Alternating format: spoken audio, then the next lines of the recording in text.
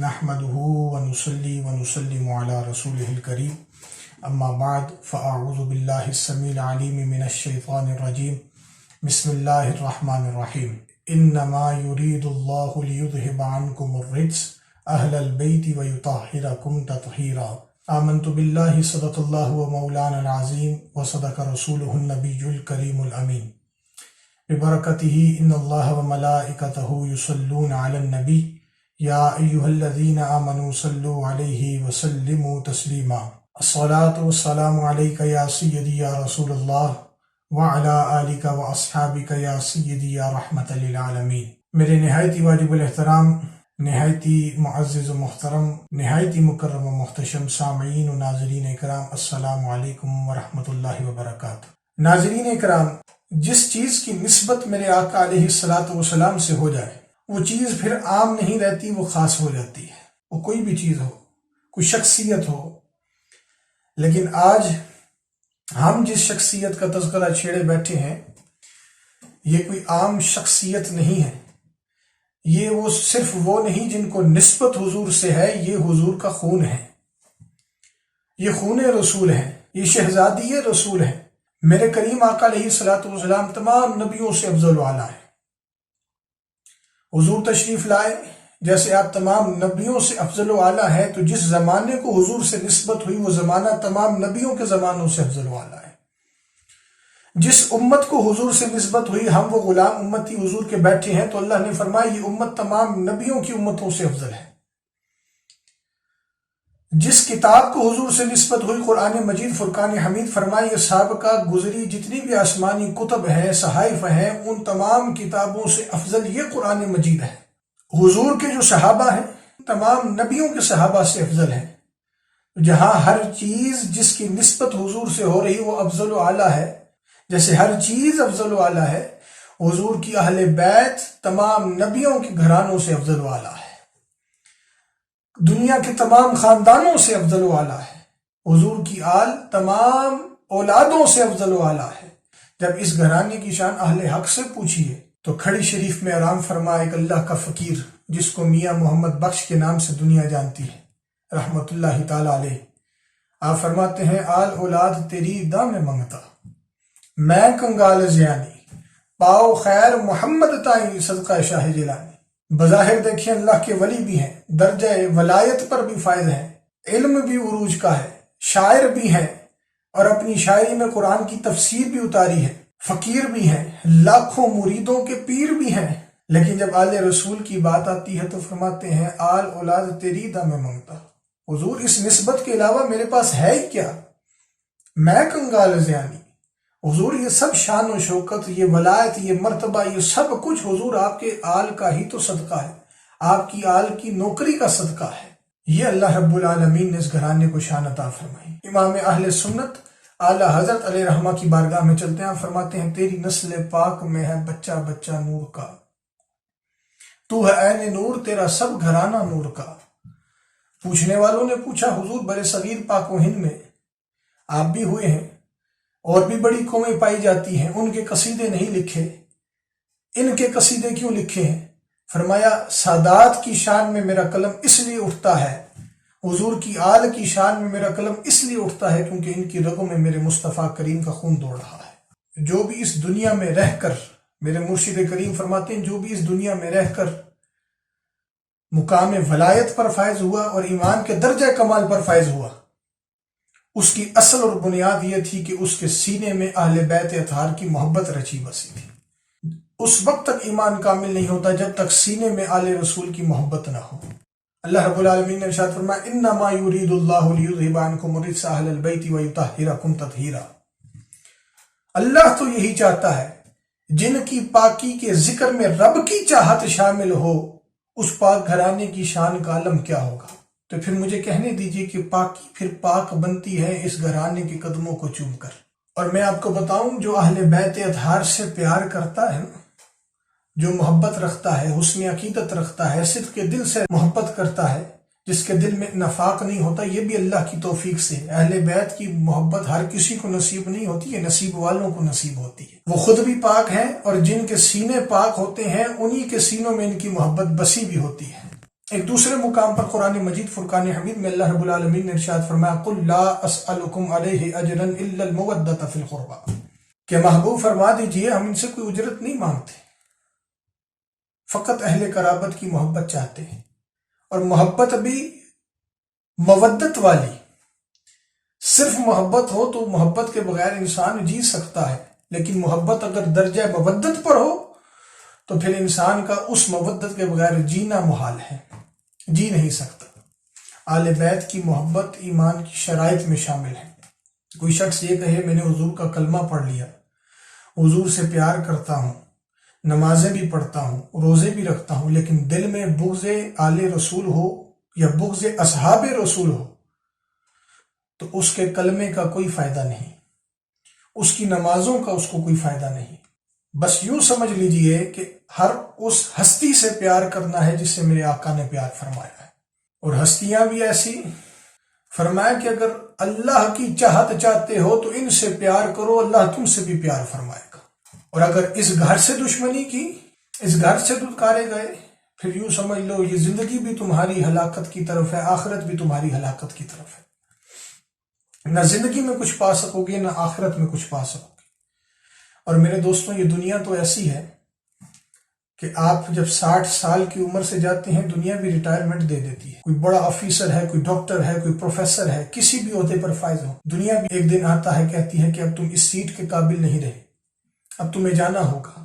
عہدہ تو پھر ایسا ہو کہ جو زندگی میں بھی ساتھ رہے، قبر میں بھی ساتھ جائے، حشر میں بھی ساتھ جائے۔ وہ عہدہ غلامی رسول، عشق رسول اور عشق آل رسول کا ہے، کہ جن کے سینوں میں حضور کا عشق رچا بسا ہو۔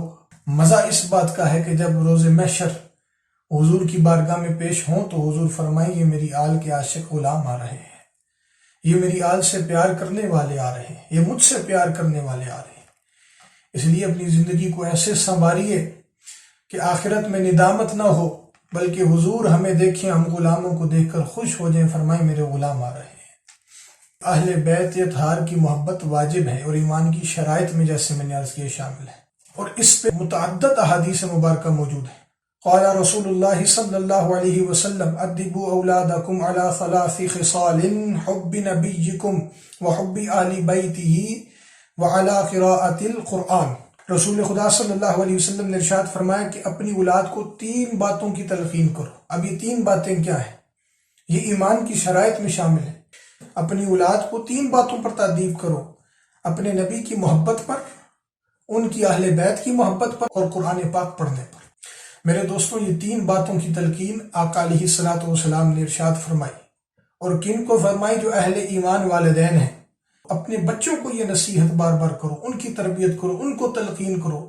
جب تلقین کرو گے ان کے سینوں میں حضور کی محبت، حضور کی آل کی محبت اور قرآن سے محبت پیدا ہو جائے گی، تو یقیناً شیطان جتنے بھی حملے کرے وہ زندگی بھر بھٹکیں گے نہیں، اللہ اور اس کے رسول کے رستے پر ہی زندگی بسر کریں گے، جس کو صراط مستقیم کہتے ہیں۔ دوسری حدیث پاک سے بات فرمائی، حضور نے ارشاد فرمایا لا یؤمن عبد حتی اکون احب الیہ من نفسہ۔ آگے فرمایا وتکون عطرتی احب الیہ من نفسہ، پھر فرمایا وتکون اہلی احب الیہ من اہلہ، پھر آخر میں ارشاد فرمایا وتکون ذاتی احب الیہ من ذاتہ۔ حضور نے ارشاد فرمایا اس وقت تک کوئی انسان مومن نہیں ہو سکتا جب تک میں اس کے نفس سے زیادہ اس کو محبوب نہ ہوں۔ پہلی بات یہ فرمائی، پھر آگے فرمایا اور میری اولاد اس کے نزدیک اس کے نفس سے زیادہ محبوب نہ ہو، اور پھر فرمایا میری اہل اس کی اہل سے زیادہ اس کو محبوب نہ ہو، اور میری ذات اس کی ذات سے زیادہ اس کو محبوب نہ ہو۔ یعنی مومن کا کرائٹیریا حضور نے بتا دیا کہ مومن کون ہوتا ہے۔ فرمایا مومن وہ ہوتا ہے جو اپنے نفس اور اپنی ذات سے زیادہ مجھے محبوب رکھے، میری اہل بیت کو محبوب رکھے، میری اولاد کو محبوب رکھے، اور مجھ کو اپنی ذات سے زیادہ پیار کرے، وہ مومن ہے۔ کہ ایمان کامل اس وقت ہوتا ہے ہر شے سے زیادہ بڑھ کے حضور سے پیار کرے، حضور کی آل سے پیار کرے، حضور کے گھرانے سے پیار کرے، اور اپنی ذات سے بڑھ کر حضور سے پیار کرے۔ یہ مومن کا کرائٹیریا ہے۔ آپ کو یہ کہتے ہیں میں حضور کا کلمہ پڑھتا ہوں، نمازیں پڑھتا ہوں، روزے رکھتا ہوں، لیکن حضور کی آل سے پیار نہ کرے تو وہ پھر ایمان والا جو کرائٹیریا ہے وہ پورا نہیں ہوا، وہ جو ڈیمانڈ ہے ایمان کی وہ پوری نہیں ہوئی۔ اللہ تعالی ہمیں بغض آل رسول سے بچائے، اور محبت آل رسول میں زندگی بسر کرنے اور اسی محبت میں اللہ ہماری زندگی ختم فرمائے۔ اور پھر جو بغض آل رسول رکھتے ہیں ان کو میرے آقا نے کیا فرمایا، اب آپ خود ہی سماعت فرما لیجیے۔ حضور ارشاد فرماتے ہیں من ابغض اہل البیت فہو منافق، فرمایا جو میری اہل بیت سے بغض رکھتا ہے وہ اور کوئی نہیں، وہ منافق ہے۔ جن کے دل صاف ہوتے ہیں، عشق سینوں میں موجود ہوتا ہے، وہ پاک سینوں میں پاک لوگوں کی محبت بستی ہے۔ ناظرین اکرام، جب آل رسول کی محبت کی اتنی تلقین کی گئی ہے تو اس آل کی بنیاد کیا ہے؟ بنیاد سیدہ طیبہ طاہرہ سلام اللہ تعالی علیہا کی ذات ہے۔ ساری دنیا کے خاندان ہیں لیکن اس خاندان کی شان ہی وراء الورا ہے، عرفہ والا ہے، کہ دنیا کا اصول یہ ہے کہ جب نسل بڑھتی ہے تو باپ سے اور مرد سے بڑھتی ہے، باپ کے نام سے پہچانی جاتی ہے، مرد کے نام سے پہچانی جاتی ہے۔ لیکن میرے آقا علیہ الصلوۃ والسلام کا جو خانوادہ، حضور نے فرمایا میری جو آگے نسل چلے گی وہ سیدہ خاتون جنت سلام اللہ تعالی علیہ سے چلے گی۔ تو سادات کی یہ شان ہے، آل رسول کی یہ شان ہے، تو اس کی بنیاد جو ہے وہ سیدہ ہیں، طیبہ طاہرہ عابدہ زاہدہ زاکیہ ازکیہ سیدہ خاتون جنت سیدہ کائنات فاطمہ الزہرا سلام اللہ تعالی علیہ۔ تو جب آل رسول کی محبت کی اتنی تلقین کی گئی اور ان کے بغض سے بچنے کی تلقین کی گئی تو مجھے بتائیں کہ سیدہ کی پھر شان کا عالم کیا ہوگا، جو شہزادی رسول بھی ہیں، زوجہ علی المرتضیٰ شیر خدا بھی ہیں اور ام الحسنین بھی ہیں، اور پھر میرے دوستوں دین جن کے گھر کا ہے، قرآن جن کے گھر کا ہے، نبوت و رسالت جن کے گھر کی ہے، ولایت جن کے گھر کی ہے، شجاعت جن کے گھر کی ہے، طریقت جن کے گھر کی ہے، تو ہم اس گھرانے سے پیار نہ کریں؟ اور جن کے صدقے پہ ہم پل رہے ہیں اور جن کا صدقہ کھا رہے ہیں وہ حضور کی ذات ہے اور حضور کا گھرانہ ہے۔ میرے آقا علیہ الصلوۃ والسلام نے خوشخبری سیدہ خاتون جنت سلام اللہ تعالی علیہ کو دی کہ آپ جنتی خواتین کی سردار ہیں، جنتی عورتوں کی سردار ہیں۔ فاطمہ الزہرا وہ ہیں، صورت و سیرت لب و لہجہ اٹھنا بیٹھنا چلنا پھرنا حضور سے مشابہت رکھتا تھا۔ حضرت ام المؤمنین سیدہ طیبہ عائشہ صدیقہ رضی اللہ تعالیٰ عنہ ارشاد فرماتی ہیں ما رأیت احد اشبہ کلاما و حدیثا برسول اللہ صلی اللہ علیہ وسلم من فاطمہ، فرماتی ہیں میں نے کسی کو کلام اور بات کرنے میں رسول اکرم صلی اللہ علیہ وسلم سے زیادہ مشابہ حضرت فاطمہ الزہرا سلام اللہ تعالی علیہ سے نہیں دیکھا ہے۔ جتنا صورت و سیرت میں آپ مشابہت رکھتی تھیں حضور سے، فرماتی اور کسی کو نہیں دیکھا، جتنا کلام میں مشابہت رکھتی تھی فرمایا اور کسی کو نہیں دیکھا ہے۔ شاہ عبد الحق محدث دہلوی رحمۃ اللہ تعالی علیہ ارشاد فرماتے ہیں کہ سیدہ زہرا رضی اللہ تعالی عنہا لوگوں سے زیادہ حضور آقا علیہ الصلوۃ والسلام کے چلنے پھرنے، صورت و سیرت اور گفتگو میں مشابہ رکھتی تھی۔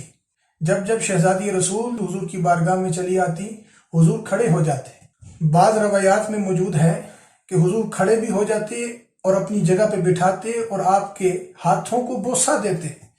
جن کے ہاتھ حضور چومتے ہوں اس شہزادی کی شان کا عالم کیا ہوگا۔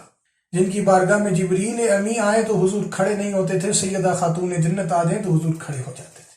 اور میرے آقا علیہ الصلوۃ والسلام نے یہاں تک ارشاد فرما دیا فاطمہ تو بدعۃ منی فمن اغضبها اغضبنی، حضور نے ارشاد فرمایا فاطمہ میرے جگر کا ٹکڑا ہے اور جس نے ان کو ناراض کیا گویا مجھے ناراض کیا۔ اس حدیث پاک کی اگر گہرائی میں جائیں تو کیا معلوم ہوتا ہے کہ جس نے سیدہ خاتون جنت کو تکلیف پہنچائی، آپ سے بغض رکھا، آپ کی آل سے بغض رکھا، آپ کو ناراض کیا، گویا اس سے حضور بھی ناراض ہوئے، رب کائنات بھی ناراض ہوا۔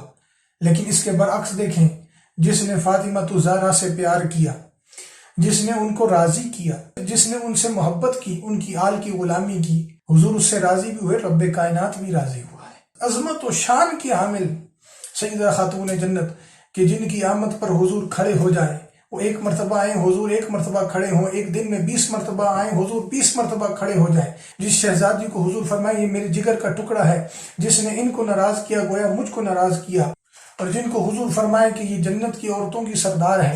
حضرت سیدنا ابو ایوب انصاری رضی اللہ تعالیٰ عنہ روایت کرتے ہیں کہ کریم آقا علیہ الصلوۃ والسلام نے ارشاد فرمایا کہ روز محشر ایک منادی یہ ندا کرے گا، اہل محشر اپنے سر جھکا لو، آنکھیں بند کر لو، کیونکہ حضور کی شہزادی تشریف لا رہی ہے۔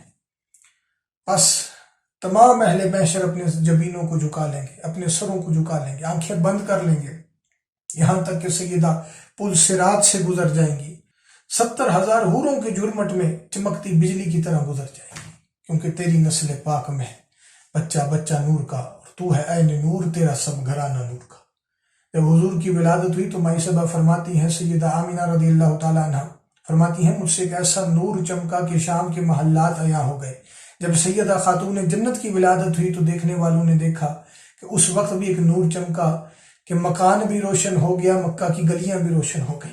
جن کے بابا آئیں تب بھی سارا جگ نور و نور ہو، اور جب وہ خود شہزادی رسول تشریف لائیں اس دنیا میں تب بھی سارا جگ نور و نور ہو، تو پھر کیوں نہ کہیں کہ تیری نسل پاک میں ہے بچہ بچہ نور کا، اور تو ہے عین نور، تیرا سب گھرانہ نور کا۔ دعا کرتا ہوں کہ اللہ رب العالمین میری اس گفتگو کو اپنی بارگاہ میں قبولیت کا درجہ عطا فرمائے، اور صحیح معنوں میں سچے دل، صدق نیت اور حسن عقیدت کے ساتھ حضور کی آل سے وفا کی توفیق عطا فرمائے۔ حضور کا کامل عشق اور حضور کی آل، حضور کے گھرانے کا کامل عشق ہمارے سینوں میں پیدا فرمائے۔ وما علینا الا البلاغ المبین۔